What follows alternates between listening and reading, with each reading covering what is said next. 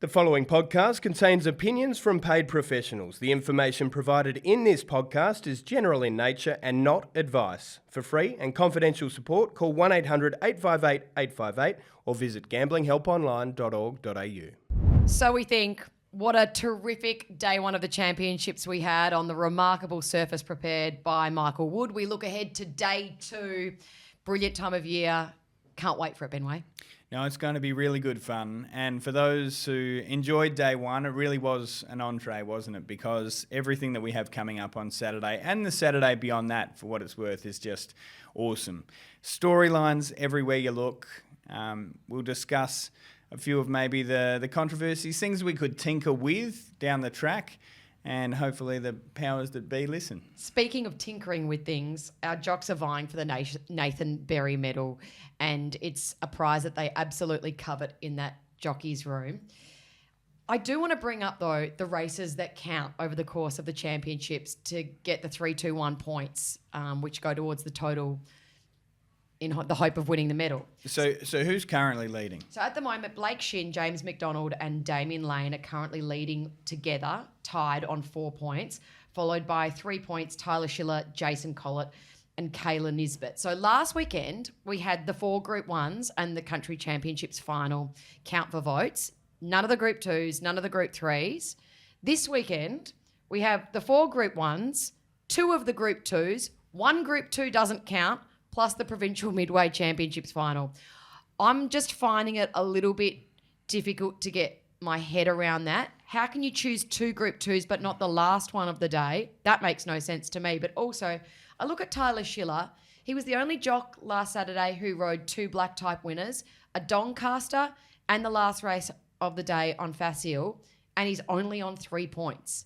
That doesn't sit entirely well with me. No, and deserved probably double points for the Doncaster ride. And maybe James deserved double points on Riff Rocket. So if we are to change it, common sense, and I'm sure they have their reasonings. I don't know what they are, but I'm sure they have their reasonings. Common sense would say have every race of the championships contribute towards the Nathan Berry medal. Just makes sense. Can you see a problem with that? No. Why? I don't actually know the answer. I don't know why they would have gone down this path to start with. And if it were just the Group 1s and the country and provincial championships, yes, I can probably live with that. It's a little weird to not have every race, but I could live with that. To have some Group 2s and not others, no Group 3s, yeah, you're right. Riding honours went to him, and yet he isn't leading. I just think you want to reward, obviously, rides that win races in those black type events, but we're at the championships. It's the grand finals of Australian racing. Every race means something over these 2 days, whether they be those finals, the listed races, Group 3, Group 2s, Group 1s. They all mean something, and everyone has been targeting these races. I just think it's very strange that they shouldn't all be counted for. I mean, the 3 jocks at the top of that list, they had great days out. Frosty Lane winning the TJ Smith on Chain of Lightning, James McDonald winning the Derby with a pearler of a ride on Riff Rocket, and then Blake Shin, he ran second in 2 Group 1s and he's at the top, but the guy who won a Group 1 and a Group 3 double is below. So I just think going forward, let's just have all the races. It's 20 races over the course of 2 days. It would make it even more competitive. And I don't think anyone cares historically looking back to how many points people had to win. So it's not like you're going to say, oh, they won with 14 points in year 1 and now this person had 30 points in year 26. Like, I don't think there's that comparison. It's an honour roll and that's it. Yeah. And it is an honour, and it's probably one that should be spread across all the races. Complete agreement. One of the big races on Saturday, of course, is the Oaks, and we cannot go through the Oaks without going through Zardozi Gate, and it has been one hell of a ride over the last couple of weeks. It's been a roller coaster, and I will say that it's one of the tougher losses that I've had, and that's hard to kind of think of considering they didn't even run. Are you okay? Not really. So much so that I've almost refused to talk about the Oaks, which is very hard in the role that I have. People have said to me, "Oh, so now should we be backing Zardozi in the Oaks?" I said, "I don't know who you're talking about, and I don't know what race you're talking about." Aww. So my thoughts on it are that when I was waking up 5-6 times to that storm Friday night through to Saturday, I just couldn't fathom the idea of us even racing. And I can only imagine that was the same for a few of the trainers. Now, come 1 or 2 p.m, a few of them, and I'm not saying they were, but a few of them probably thought, we should have run. And this is a bit of a shame. But if we are going to have any learnings from it, it has to be that in those sorts of circumstances when no one knows what's going on, you cannot anticipate. Even the most optimistic couldn't have anticipated that track was going to be as good as it was. You've got to give people extra time to make the call. It was outrageous that scratchings weren't postponed. I know that stewards had other things on their minds in terms of making sure that surface water at the 1,000-metre mark was off the track. But honestly, if they had postponed scratchings to 8:15, a lot of those trainers would have been sitting there at 7:30 going, well, if we haven't heard what's going on, my natural assumption is going to be that this track is borderline unraceable because they waited so long. Now, that wasn't the case. They were just waiting for that patch of water to subside, and they were very confident about that. But I can understand a trainer at 7:30, no decision to race, going, well, this surely indicates that we're going to be on a heavy 27. I wouldn't begrudge anyone. No. Like, we're talking retrospectively, hindsight, what would you have done, which is just not the situation.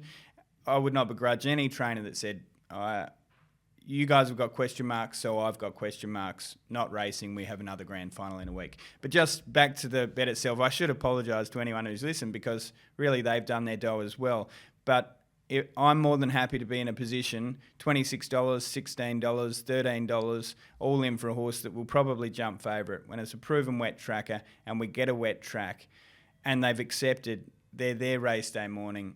You just have to, sometimes the great game gets the better of you. Yeah, and you shouldn't feel like you're at fault for any of this. I am at fault, and I'll accept that. Not at all. And I'll send the bill on to James. No.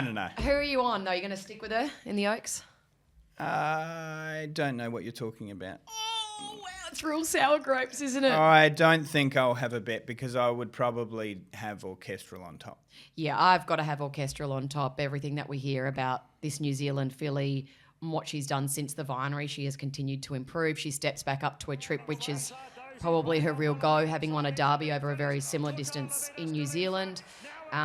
She's very short, but I think she's very, very good. So I'm happy to be tipping her. I probably won't back her because I can't dive into $1.60. But, I think the market has got it right in terms of how good she is. Yeah, she is particularly short, but you're looking at options away. And if you're not in the Zardozi camp, it's probably a race in 3, to be honest, but she's definitely the primary one.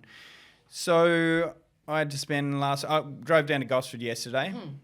Lovely meeting, by the way, midweek meeting. And they've done that a little bit lately. We went to Wyong and then we went to Gosford. And it was, I don't know, it's just a different vibe. It's good to see everybody out there. Everyone's that little bit more relaxed. And I quite enjoy the racing with the mountains out there as well.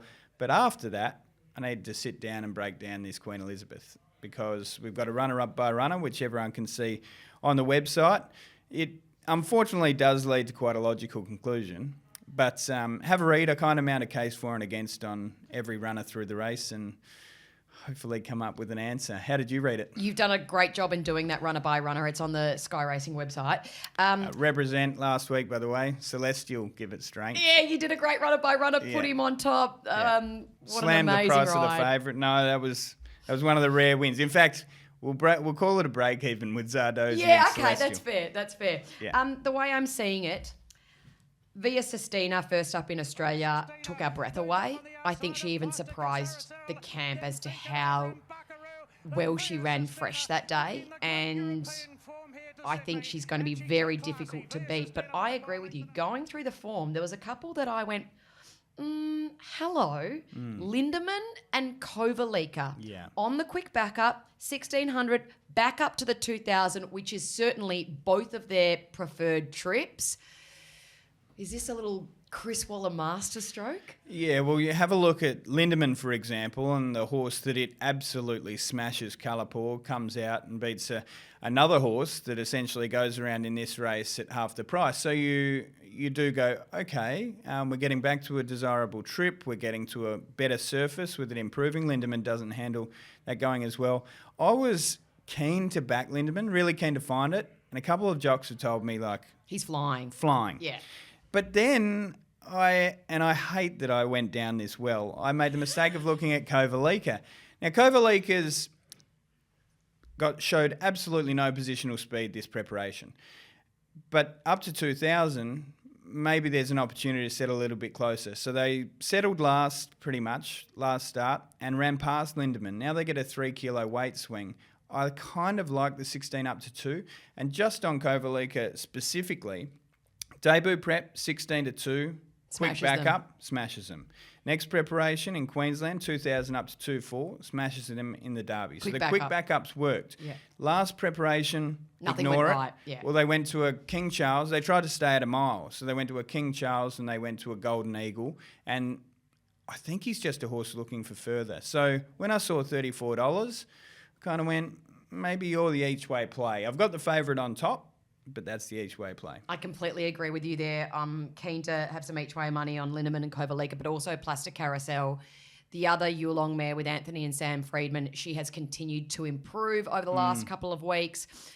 In terms of where these two rank, Via Sistina and Plastic Carousel, with their European form, they're not too far apart. No. So- I had a quick look through it. They haven't met. No. But Well, they met first up, but Yeah. not in Europe. yeah. So when you look back through that, there's Group 1s littered through both of their resumes, but they've just kind of dodged each other until the other day. How can you see Plastic Carousel turning the tables? I don't think she can, but she's at a $13 quote, so I'm happy to play maybe them in my exotics if I have a first 4. You know what I might do? Via Sistina, Plastic Carousel, Kovalika, and maybe Pride of Jenny just to hang on for 4th. Yeah, Pride of Jenny really threw me in a bit of a spin because she gets her own way up on speed. She's been great, but $4, how can you back her at $4 if Cascadian's $8.50? Yeah. When they met over 2,000 last start, and if anything, he is a proven 2,000 metre horse. I agree with and you. she's probably 16, 18 Yeah. and brilliant enough to go very close. Yeah. Price-wise, that was an impossible case to make. That's where I'll be kind of heading there. The Queen of the Turf, we just spoke about Waller and the quick backup with these two horses in the Queen Elizabeth. He has just got a bevy of beautiful mares ready for the Queen of the Turf. I'm with Zugotcha, looking for 3 on the bounce this preparation. She hasn't put a foot wrong. And I still think at that $3.70, $3.80, maybe even $4 quote on race day, she'd be a good play for me. She's already a proven Group 1 winner, loves the trip. There's nothing she's done wrong. Her adaptability is remarkable. We've talked about it before, about that last prep and how they just got it wrong. She wasn't an Everest horse. But the way that she's bounced back and said, oh, right, now we're on the same page again and I'm going to start winning again, remarkable. I fell into the Alencia camp and I've been on this bus before and I've hopped off willingly and told the bus to. And then, sure enough, you saw what happened. Yeah. She comes out and looks like Winks again. So I just wonder whether we, for one reason or another, have just had the wool pulled over our eyes for a few starts and now we're seeing the real Alencia. Because I do genuinely believe that last start is the real version. Well, I think part of this, and it's the same for both Zugotcha and Alencia, they've tried to turn these mares into sprinting superstars. Yeah. Whether it be Zugotcha in the spring of last year or Alencia when she joined Chris Waller's yard and she'd been racing in Adelaide and we're 1,200, and then go, nah, you know what? Both of these mares are milers. Yeah. And that's where they're best suited. So he's got a great hand in this race, alongside a Tissue as well. You can't ever rule her out. No. Proven Group 1 performer. I did think last start was Ho-hum. ho-hum. What, just quickly on horses maybe changing tact, where'd Joe Pryden think about it? Where are we now at? I don't know. I we discussed this on this very podcast a few weeks ago about the fact that he was the greatest sprinter in this country in the spring of last year, and his meteoric rise to fame was absolutely extraordinary.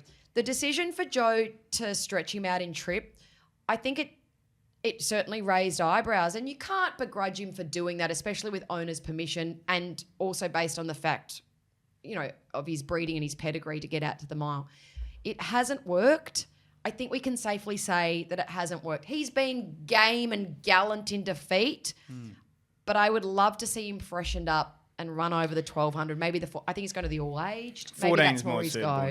now. Well, I think it's a very similar proposition to I Wish I Win. I think they are 1,400-metre horses, maybe a mile, but not yet. And it's also possible, in fairness to Joe, that you make the absolute right decision that goes the wrong way. And by so you think, it probably was the right decision. Even the race shape pattern suggested, maybe 14, 16, could we get to a Cox Plate trip? I think you had to see, because there was a chance that he wasn't just going to be the same horse at a longer trip, but an even better horse at a longer trip. And imagine if we never saw that. The other thing that wasn't in his favour last week was the massive weight that he had to lug because of how well the Everest rates in terms of time form. So, well, that in itself is another discussion. Correct. So a Group 1 giving him virtually top weight, a big weight to carry over a trip he's never been over. That is hard to get your head around. Sydney Cup final, Group 1 of the day, and we will have an international hoop visiting to ride the favourite in Circle of Fire.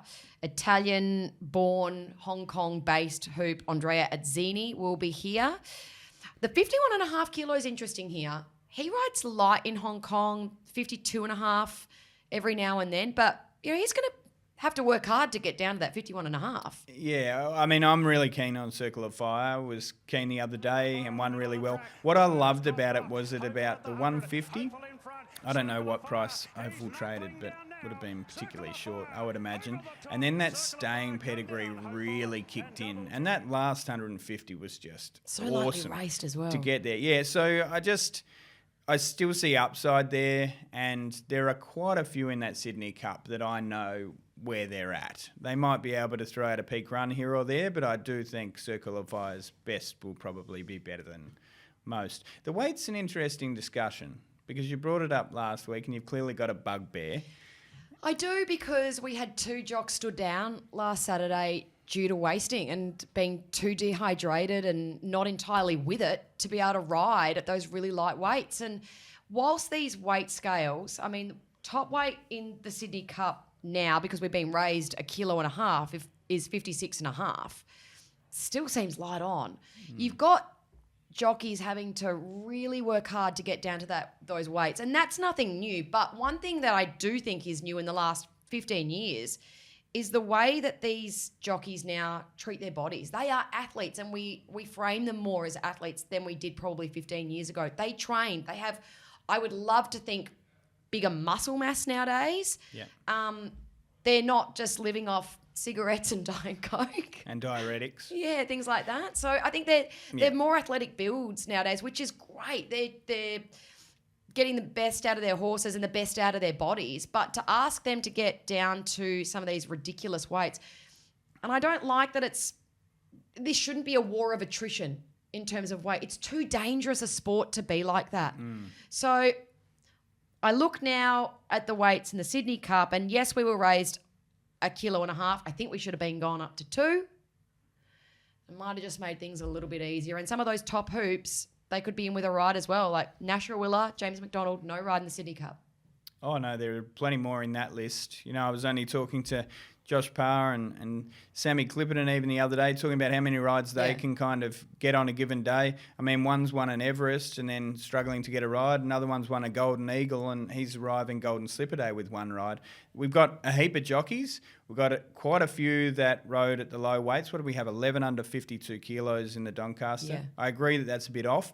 What I don't want, wherever your weights are at, I just don't want a situation where we're having people needing to bend their bodies, bend the rules, and put themselves and others in danger. And you get the impression, brilliant job for standing down.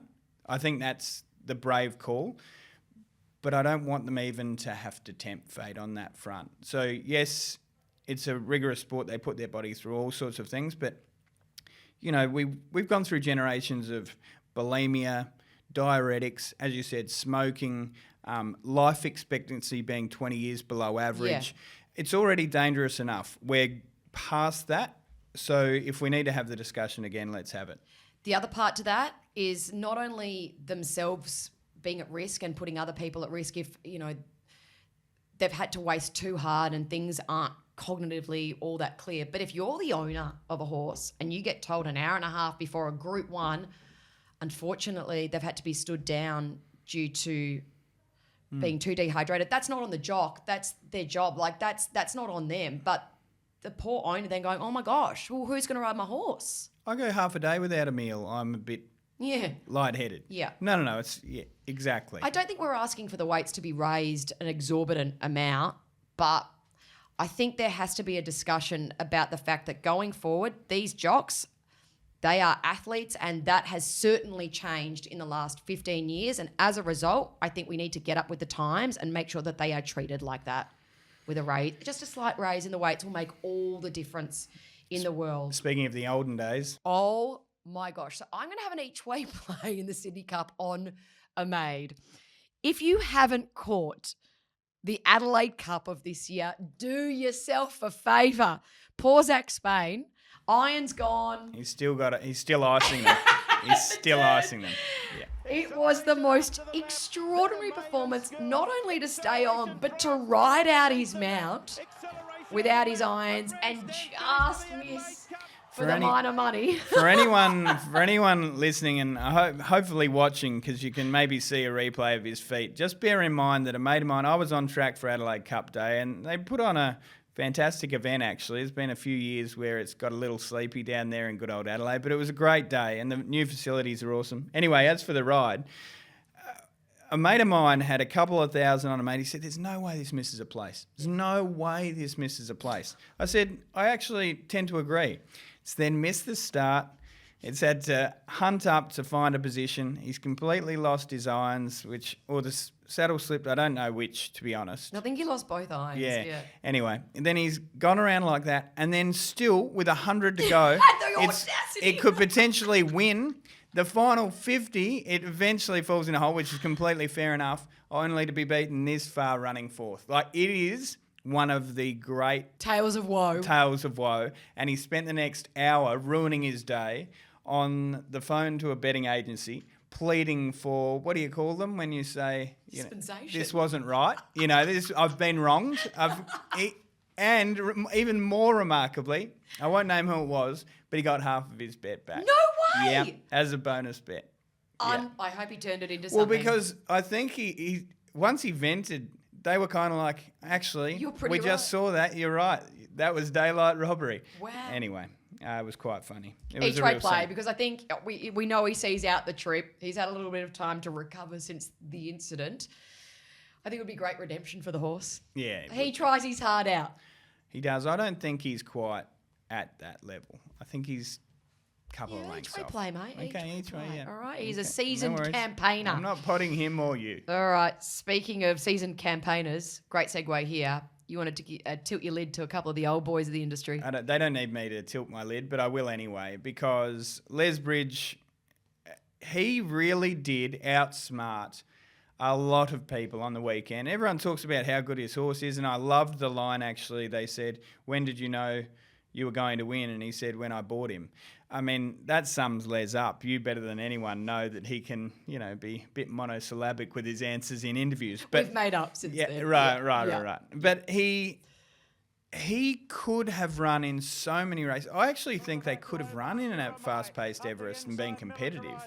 He could have gone to all of those targets, but he wanted to get into the Doncaster with a lightweight. And when you reach a situation where a Doncaster Prelude winner that's come out of a benchmark 64, 4 runs prior, is carrying an extra kilo than you, and you've just won a Group 1. It doesn't seem right. You've done well. You foxed them. Yeah, and so shout out to Les.